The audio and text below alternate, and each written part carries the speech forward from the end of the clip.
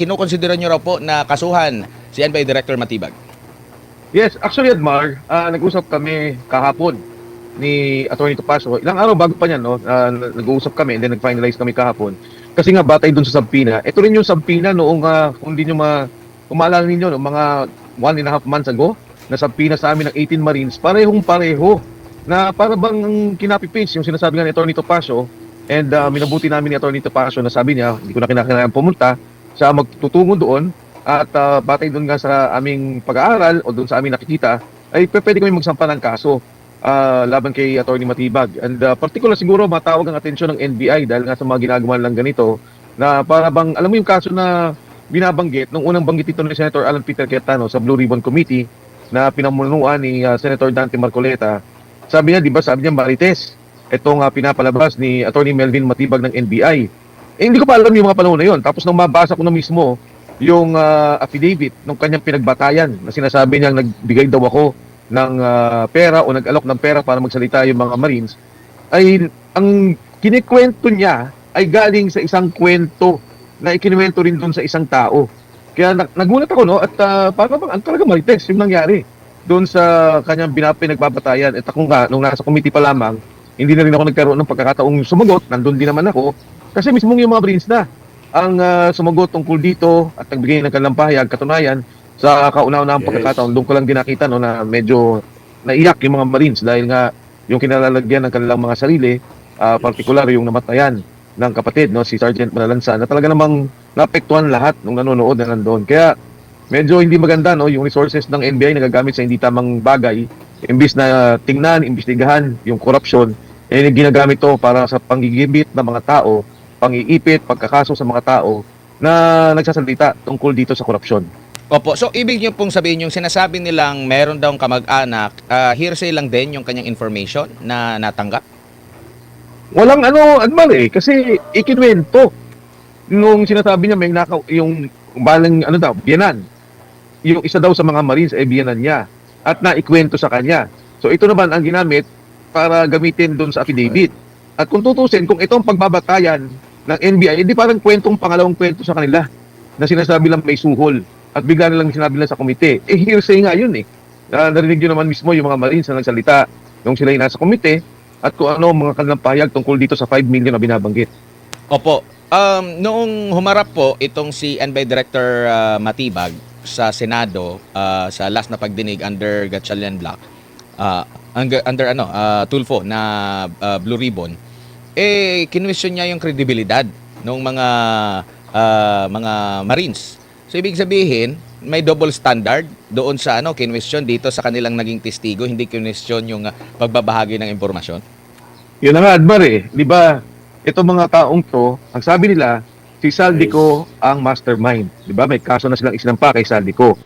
Ito ang mga taong kasama ni Saldico na may sinasabi natin personal knowledge, may kaalaman.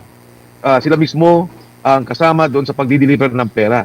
Imbis na imbestigahan yung kanilang binabanggit, ay sinasabi na naman na questionable yung kanilang kredibilidad. Kaya hindi mo din maintindihan Kung ang mastermind, sinasabi nila ito ang siyang pinuno ng korupsyon na nagaganap sa ating bansa, bakit itong mga bataan o yung mga tao niya na nagsasalita, ay sinasabi naman nila walang kredibilidad at walang batayan yung mga sinasabi. Una. Pangalawa, walang motibasyon ang mga taong to. Mga sundalo to, nagsilbi sa bayan, nakita nila yung flood control investigation at ngayon nagsasalita sila na ito yung nalaman namin, ito yung nakita namin. Kaya nga, di ba dapat imbestigahan ano ba yung sinasabi nila? Kung ang mga taong to walang motibasyon at wala namang ang katunayan, napapasama pa sila doon sa kanilang ginawa na ngayon may mga kaso sila, umigit kumulang ata 6 o hanggang 8 kaso na ang naisampa laban sa kanila. Maaari silang makulong. Malalaking tao ang kanilang pinagsasalitaan. Kaya kagulat-gulat ito mangyari. Pero may isang nagchismis na ikinuwento daw nung isa na hindi naman alam kung totoo hindi. Pero ito na, may Sampina, iimbestigahan nila. Kaya makikita mo talaga na takot sila sa investigasyon ng Blue Ribbon Committee at takot na takot silang magsalita. Itong 18 dating kasundaluhan natin. Katunayan, kaya nga pituspone o nag-lockdown ng Senado at ayaw nilang magkaroon ng hearing bukas dahil hindi lamang sa karagdagang sasabihin ng 18, may 14 pa na magsasalita tungkol dito. Kaya magtataka ka, pilit nilang sinasabi na kailangan magtrabaho ang Senado. Yung mayorya hindi pumapasok, yung grupo ni Senate President Alan Cayetano. Pero ngayon nagtatrabaho naman, all of a sudden, NBI na naman na sinasabi may threat at maaring may kaguluhan sa Senado at dahil dito ay hindi sila magkakaroon ng trabaho. Isasara muna nila ang Senado. Opo, Congressman Mike, nabanggit mo na yung Brave 18 tapos meron pa ang kataga, nabasa ko lang sa sa post ni General Pokis, merong Valiant 14 ba yun? Or Fearless 14, meron pang Valiant 7. Ito bang nababanggit na mga karagdagan na magsisiwalat pa? Ito ba yung mga kasamahan din nila sa pagkakaalam nyo po? Yes, Admar. Hindi ko pa sila nakakausap. Hindi ko pa sila nakikita. Ang katunayan, ang nakita ko pa yung 7 na binabanggit nung una pa lang, di ba, 7 ang sinasabing lalabas. At nagulat ako, maaaring nagbigay din ng lakas loob to doon sa ilan nilang kasama. Nakita nila yung 18 at nakita nilang ginigipit yung mga kasamahan nila sundalo. Sila mismo ang nagboluntaryo magsalita pa. Hindi ko alam kung sino sila, kung anong mga sasabihin nila. Pero ang mahalaga dito sa lahat ay handang magbunyag pa at lumabas pa mga tao, mga kasunduluhan dati na magbigay alam kung ano ba talaga itong nangyari. Kailangan natin to, Admar and MJ, tingnan ng kabuuan. Kasi kung titingnan ninyo, ang unang nagsalita ay si Sergeant Orly Gutesa. Sinabi niya, dideliver kami ng pera, may binanggit siyang mga detalye, no, kung saan dinideliver sa mga bahay. Kalaunan, lumabas si Saldico. At nagsalita rin Saldico, sabi niya, totoong lahat ang sinasabi ni Sergeant Gutesa at katunayan may idinagdag pa siya. Ngayon naman, lumabas ang 18. Itong 18 to, sinasabi nila, eto pa, yung mga pinagbigyan mo namin at ito pa, yung aming nakita. Kaya dahan-dahan lumalabas ang katotohanan pero mapapansin mo, pilit nilang pinipigil, pilit nilang hinihinto, pilit nilang binubusalan yung mga taong gusto magsalita. At itong Blue Ribbon Committee hearing na lang sana ang bihikulo para marinig itong mga kasundaluhan natin na may kaalaman. Pero ayan, katulad ng binanggit ko, ay nung una, nakalimutan kong banggitin ko to, Admar NJ, nagpunta sila doon sa pinatawag ni Senator Rafi Tulfo na Erwin Tulfo na consultative hearing, no? Consultative hearing na yung binanggit nila. Hindi nila siguro inaasahan darating yung mga sundalo. Hindi nila naman inaasahan, marami natin kasama sa Senado, yung nandun sa grupo ni Senator Alan Peter Cayetano. Pero biglang pumasok yung 18. Pero minabuti nga, sabi nila, pagpasok namin, pupunta muna kami sa isang miyembro ng Senate Blue Ribbon Committee at nagkataon nandoon si Senator Robin Padilla. Pero alam niyo ba nang nangyari? Nung pumasok pa lang sila, inabot sila ng 1 oras at kalahati bago sila makapasok sa loob ng Senado. May imbitasyon sila pero biglang hinihingan sila ng QR code. Gusto mag-register sila. Na nakakagulat kasi imbitasyon nga yun eh. Hindi mo na kailangan ng QR code para doon. Yun ang nangyari. Kaya yung sinasabi lang hindi pupunta, hindi tumuloy. Nako, kitang-kita, nandun sila. 1 kalahating oras magmula doon sa gate sa labas hanggang doon sa lobby, makikita mo pinaghintay sila. Doon lang sila nakakyat at nung pwede na silang bumaba, ayun, hininto na yung Blue hearing. Yung consultative hearing na patawag ni Senator Erwin Tulfo nakasama si Senator Erwin Gatchalian. Opo, Mang Mike, si MJ po ito. Sir, paano po yun? Sinabi po sa isang panayam o sa isang balita na pag hindi raw dumalo ang Brave 18 sa next hearing, sila raw po ay pahuhuli. Si Senator Ontiveros po nagsabi. Hindi ko na sila maintindihan eh. Nagpunta lang nga doon. Alam mo, nung una sabi pa kanila, kasama ako, no, sinabi na sa social media, pina-check ko yung imbitasyon kasi ang gusto ko sana, gumawa din ako ng sulat kay Senator Alan Peter Cayetano, kay Alan Cayetano, na paano ba to Senate President? Naguguluhan kami, gusto kong malaman kung anong direction mo since you are the Senate President. So nakita ko yung sulat ni Senate President Alan Cayetano. Sabi niya, hindi yan ang legitimate Blue Ribbon Committee. At basically, sinasabi niya, hindi ko naman kayo pinagbabawalan, pero hindi kayo covered ng rules ng Senado na may ibibigay namin sa isang legal na rules of procedure, sa isang legal na hearing na gagawin ng Committee on Blue Ribbon. Nagpunta na nga doon, hindi na pa naman nila pinapasok. Bigla na lang silang na nagsabi na hindi na daw tuloy. Parang ang binanggit pa nga dahil nagkagulo daw sa Mindanao. Yung Mindanao, ang aga-agang nangyari yon, nandun na yung mga sundalo. Alam nila na nandun yung mga sundalo dahil informed naman yung committee, informed yung kanyang staff ng Blue Ribbon Committee. Pero yun nga, kung magpapatawag sila, walang problema, pero hindi sila pwedeng mag-contempt dahil hindi sinuway ng 18 Marines ang kanilang panawagan. Hindi sinuway ng Brave 18 ni Atty. Baligod ang kanilang panawagan. Nandun sila. Katunayan, nandun din ako sa labas. Na kung sakaling mababanggit ang pangalan ko at kailangan papasok din ako. Yung problema, wala naman talagang imbitasyon. So yung sinasabi lang contempt has no basis. The Brave 18 were there. Nandun ang si Atty. Baligod. At anytime, magpatawag sila, aatin ang kasundaluhan. Opo, sir, kamusta ang moral ng Brave 18? Marami kasing mga retired na nagdududa po sa kanila pong mga testimonya Meron din po mga opisyal na active na may mga patama din, no, sa social media against them. Anong kanila pong bilang nakakausap po ninyo, sir, yung Brave 18? Alam mo, hindi ko masisisi yung mga tao kung titingnan nila na may politika. Natural nagkakagulo sa Senado, may patawag dito, pupunta rito, and of course, ako mismo, gusto kong linawin to, Admar MJ, ang sinuportahan ko ay si BBM at si Inday Sara. Nauna pa ako kay BBM, nagkaroon silang coalition, sumuporta ako. Pero nung nakita ko yung korupsyon, nagsalita si Sergeant Gutesa, yun ang una at pangunahing lumabas ako at nagsalita nung tinulungan ko si Sergeant Gutesa, ay dyan ako na-involved. Nakita ko yung korupsyon, nakita ko yung mga dokumento, nakita ko yung lahat. Lumabas ang Brave 18, tumutulong din ako. Ang dapat tingnan ng mga kasunduluhan, ang aktibo at ang retired. Etong mga sundalong to, sila ba ay magsisinungaling para ipahamak ang kanilang sarili? Pangalawa, nagsasabi ba ng totoo to? Ano ba ang ebidensya na kailangan nating tingnan? Kailangan nating suriin. Kanino ba sila nag-deliver? Ano tong mga perang to? Kaya bago magsalita siguro yung mga retired at yung mga aktibo na siraan sila, ay pakinggan muna nila. Dahil nakasama nila to sa serbisyo. Nakasama nila to bilang mga sundalo. At ang ginawa ng mga sundalong to para ilabas ang kanilang sarili, ipahamak ang kanilang sarili, magkaroon ng problema ang seguridad nila at ang kanilang pamilya. Nasa ngayon may mga kaso pa sila at kailangan pa nilang gastusan ng kanilang sarili para sa mga kaso, kailangan nilang magtago para sa kanilang seguridad, ay isang malaking bagay na kailangan nating bigyang halaga. Ang pagsasalita nila, kailangan imbestigahan. Kailangan yung mga nagsalita, i-test nila. Tingnan nila kung ano ang mga integridad, kung ano ang mga pagsisinungaling. Wala nga nagtanong wala nga humarap sa kanila. At nung may pagkakataon sana na yung sinasabing kabilang grupo na nagsasabing kargador sila, harap sila, sila mismo naghuminto. Alam nila na nandun sa Senado at pwede nilang tanongin. Yes. Hindi natatakot ang mga sundalong to, wala silang tinatago at nakikita nyo naman sa mismong pananalita nila. Yung ang binidyo ko nga, pinost ko doon sa page ko Sabi ko nga, scripted daw itong mga sinasabi nyo. Sabi nga nung isang sundalo, sir, hindi na namin kailangan basahin yung affidavit para sabihin namin kung ano yung nalalaman namin.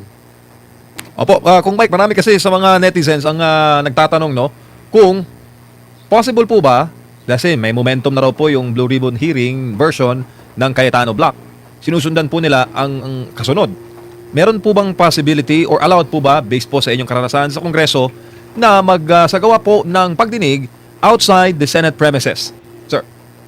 Yes, MJ, pwede yan gawin. And nasa rules naman yan ng House of Representatives at nasa rules yan ng Senate of the Republic of the Philippines. Meron silang kakayahan at pwede lang gawin yan, no? Of course, with the approval of the Speaker of the House and in the Senate, yung Senate President. Pwede nilang isagawa yan kahit saan. Kaya nga lang, nagkabiglaan siguro dahil biglang nagtawag ng lockdown 2 araw. Kahapon lang ata, nung isang araw, nung Lunes, nagkaroon ng panawagan and kailangan nilang i-prepare kung saan ang pwedeng venue, ano yung kailangan ng mga sound system, ano yung kailangan ng pag-aayos sa lugar na yun, yung pagre-record doon sa magiging proseso. Itong lahat ginagawa ng preparasyon, but they can do it. The Senate can do it, the Blue Ribbon Committee can do it, and sa tingin ko naman, pwede itong maisaayos sa lalong madaling panahon. Pero ang narinig ko, batay sa pakipag-usap ko kay Senator Dante Marcoleta, sabi nga niya, tatakbo lang kami sandali sa Mindanao, gagawa namin ng kung ano man yung paraan na makatulong sila. And pagkatapos po siguro nito, kasi pag Friday wala naman silang session, ay magpaplano naman kung ano yung mga pwedeng isagawa under the leadership of Senate President Alan Cayetano. Opo, sir, meron kayong access kay former Speaker Martin Romualdez kasi alam mo naman, nagko-cover kami ng eleksyon. Meron pang feelers na itong si former Speaker Martin Romualdez, yung mga Bersamin, former Budget Secretary Amina Pangandaman, maimbitahan at dadalo po sa pagdinig at kung mangyari man po ang ikalawang pagdinig ng Cayetano Blue Ribbon Committee, ililita po ba via Zoom itong si resigned Congressman Zaldico? MJ, sa mga katanungan yan, syempre ang Blue Ribbon Committee, pwede silang imbitahan. Wala pa dun sa unang imbitasyon na nakita ko at hindi nga, at pwede pa lang ituloy yung pagtatanong dun sa 18 at kung dadalo pa yung 14 na magsasalita.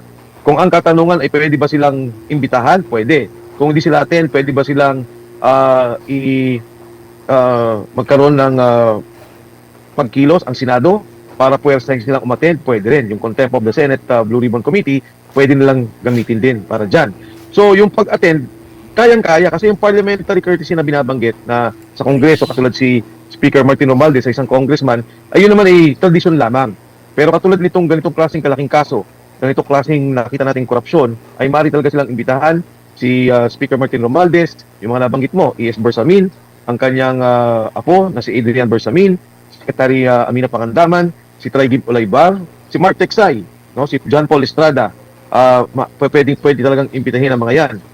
Si Manny Bonoan, hindi pa siya natapos nung huling paglabas niya sa Senate Blue Ribbon Committee at bagamat may kaso rin siya o nasa hospital arrest, kung papayagan ng doktor ay pwede rin ipatawag ng Senado para magsalita. Ito ang maganda sa Blue Ribbon Committee ngayon, na alam niya talaga yung mga issue na dapat niyang imbestigahan at alam niya yung kanyang mga kailangang ipatawag na tao. Higit sa lahat, alam din niya pwede niyang gamitin ang kapangyarihan ng komite para puwersahin, no? Para puwersahin na humarap ang mga taong to at magsalita doon sa kanilang nalalaman. Pangalawa, yung sinasabi ngayon ng 18 Marines na individual na binabanggit nila sa komite, yun ay under oath.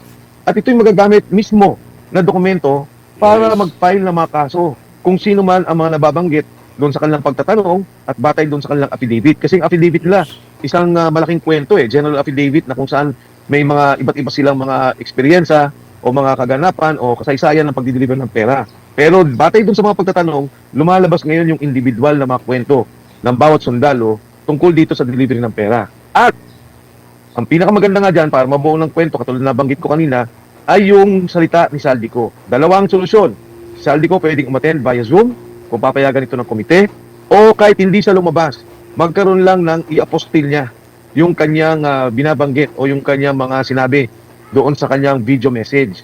Pero alam mo, Admar, MJ, maging ang ombudsman, yung video message na, ginamit na nga nila kahit na hindi opisyal na ipinasok sa Blue Ribbon Committee. Pero ako, mas kampante ako, kung mailalagay natin ng opisyal yung dokumento o di kaya ay payagan siya mismo na mag-zoom ng Blue Ribbon Committee at maghayag si Congressman Saldico sa kanyang nalalaman. Opo, magandang gabi pala sa mga kababayan natin sa Hong Kong. Pinatatanong po nila, Kong Mike, kung kayo po ba'y naniniwala na hanggang kay Martin Romualdez lang ang issue? Siya po bang ulo talaga? Alam mo naman, MJ, una ako nagsalita tungkol dyan. Sinasabi ko na yung mastermind noong paman. And ang maganda lang kasi, syempre, ang unang nagsalita dyan ay si Saldico. Ang sabi niya, nagbigay ng 100 billion insertion si Pangulong Bongbong Marcos. At doon binanggit niya na nag-deliver siya ng 25 billion pesos. At dito nga, nagsalita naman si Senator Ping Lacson, sabi niya, hindi yan totoo. Ang nagsalita dyan ay si Yusek Bernardo. At ang kumuha ng pera ay si E.S. Bersamin, kasama si Secretary Pangandaman, yung 8 billion pesos. Na ang kumuha at ang deliver ay si Traigib Olaybar at si Adrian Bersamin. Kaya ito yung maganda, malaman natin itong mga kwentong to. Pero ang sinasabi ko nga, kung mabubuo natin lahat yan sa komite, ay makikita natin ang buong kwento. Kung yung sinasabing mastermind, sinabi na po yan ni Saldico, nagsalita na rin ba ako dyan, nagsalita na rin dyan sila Egay Irise, no? Ng mga bagay na to. Tingnan po natin kung lalabas sa Blue Ribbon Committee. Opo, bago lang ulit si partner Kong Mike, ito pong si Congressman Leviste, ito ba may mga feeler, sir, na dadalo sa Blue Ribbon ng Cayetano Block? Si Congressman Lian Leviste, pwede naman siya magsalita dahil may mga hawak naman siyang files tungkol dyan. At kung, di ba, kung dati nabanggit na yung pag-uusap nila ni Yusek Adrian Bersamin. Pero hindi naman tingin ko kailangan pang hilahin pa si Congressman Leviste kung si Adrian Bersamin mismo ang maipapatawag. At kung maitatanong sa kanya yung mga lumabas na issue dati dyan sa Kongreso na mga binabanggit na mga dokumento, text messages. So, critical dyan si Adrian Bersamin kasi ang mangyari kay Lian, kinikwento lang niya yung pinakita sa kanya at narinig niya. Pero palagay ko, pag si Adrian mismo ang lumabas, makikita natin, malalaman natin direkta doon sa taong involved. Congressman, siguro bilang panghuli, mensahe nyo na lang sa ating mga kababayan po. Well, alam mo, Admar, dito sa sitwasyon natin sa ngayon, gumagalaw naman pero nakakalungkot. Dahil ang tagal nating hintay. Magmula nagsalita ang 18 Marines noong Marso, kung di ako nagkakamali, no? March, April, May, June, July. Ilang buwan na magmula na sila yung nagsalita. Ngayon lang natin naririnig, opisyal, doon sila sa Senado. At napakahirap pa nung nangyari, nung pagpasok pa lang namin, nagkaroon pa ng harangan, ayaw nila papasukin doon pa lang sa unang gate ng Senado, na magugulat ka talaga, no? At nakakapagtaka. Bakit ganito? Yung away sa Senado, binanggit ko na yan, hindi yan away tungkol sa yung Senate presidency, tungkol sa impeachment. Hindi yan away tungkol doon sa sinasabi lang Constituent Assembly. Ang away talaga yung Blue Ribbon Committee. Yung katotohanan, ayaw nilang lumabas. Yung katotohanan, ayaw nilang malaman ng taong bayan. Kaya nananawagan po ako, nagpapasalamat muna ako sa inyo, no? Admar, MJ, sa inyong patuloy na paglabas doon sa katotohanan dito sa ating bansa. Alam mo, ang SMNI, napakalaking serbisyo sa taong bayan. Dahil kung mapapansin mo, kung minsan sa mainstream media, nag-iiba yung kwento eh. Nag-iiba yung mga lumalabas na anggulo. Pero sa SMNI, malinaw. Kung ano yung lumabas, kung ano yung nakita, kung ano yung narinig, yun lamang lumalabas. At yun lamang katotohanan. Nagpapasalamat ako at hiningan ko rin ng tulong ng taong bayan. Patuloy po nating suportahan ang ating mga 18 Marines. Tulungan niyo po sila na mailabas ang katotohanan. At tulungan din po natin itong programa ng ang istasyon ng SMNI. Dahil isa po ito sa mga naglalabas talaga ng katotohanan, naglalabas kung ano yung mga kwento na dapat malaman ng taong bayan. Kailangan po nating malaman ang pinakamalawak, pinakamalaking korupsyon na naganap sa ating bayan. Hindi na lang po ako nagsasabi niyan. Senate President Alan Cayetano sinabi na niya.